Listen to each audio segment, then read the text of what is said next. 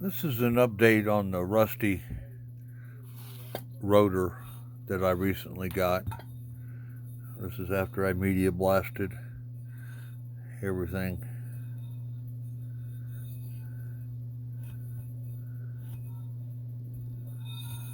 Media blasted all the gears. The last thing you want is any rust in those gears, and you'll break the pins off right here.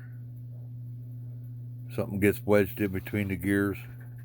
Now I couldn't save the ring gear, but this is the part that holds all the gears.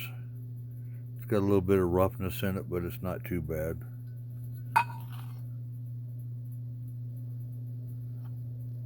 There's the top housing, the bell. Got a lot of the rust cleaned out of there. I'll have to helicoil coil these holes. And I could not save the gear or the motor. It's all rusty. Doesn't turn worth a shit. And as you can see, somebody was a real professional whenever they put this gear on. Come on, focus. You can see the shaft is flush with it. And if you look right down in there, you can see that gear can go on just a little bit more. The wear on the gear, now watch it whenever I try to turn it. I'll get over here a little bit more level. See, it's wobbling. Somebody's pressed it on there crooked. Now you can see it wobbles. But it's pretty rusty. Someone have to put another motor on it. There, you can see it right there. See if I can get in there and focus. See the little shoulder on the shaft? That gear's got to go on a little bit more. It's supposed to stick out just a scotch. You can see it's not even. Come on, focus. It's not even flush. So I'm going to put a different motor on it, try to salvage what I can. Now, here's the brake assembly. It cleaned up pretty good. Cleaned the wedge off, got the wedge pointing the right way. Springs in it. Now this is made so that it will not, see, it hits that. But if you engage it, let's see if I can do this. You can see it picks up on it. It picks up on that little ramp, and then it'll pull the wedge out. Now this thing had the dreaded 10-pin or 8-pin male and female connector on it, and it's pretty much corroded.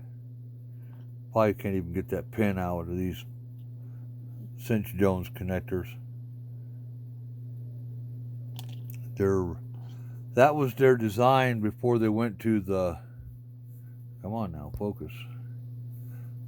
They went to the other style, the round one. Now, I'm going to run this by everybody. This is not exactly the same cable. I've got some. And what it is Harbor Freight sells this trailer extension. It's really nice 14 gauge wire. And it's about 6 feet long, so you basically cut it in half, and you got two opposite ends, see? And then you take the other piece and cut it in half, and these will connect together like that.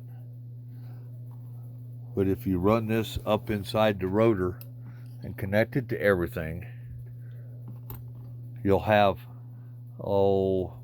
let's say 8 inches of two of these harnesses coming out. It'll go through one of these cinch down things. Oh, that's what fell on the floor, was the connector, the plate. It'll go through that. And of course that will go through the bottom of this. So instead of having the round amp connector, which has problems, you'll have two of these come out 8 to 10 inches long, and then you'll have the other mating into it, and you can just butt connect that with some real good shrinkable butt connectors. You can solder the wires, shrink them of course, but when you get to change your rotator out, all you gotta do is unplug these two connectors, and they'll mate together perfect. There won't be any mistake, and that's cheaper than finding a 8-pin solid connector like that to do it two separate ones. I want to throw that out there. I could possibly build something like that, because I've got to replace all this harness here. This is the end that was on the end of that. I should say it was like this. So it's either wire that thing up with the regular 8-pin connector on the bottom, or wire it up with the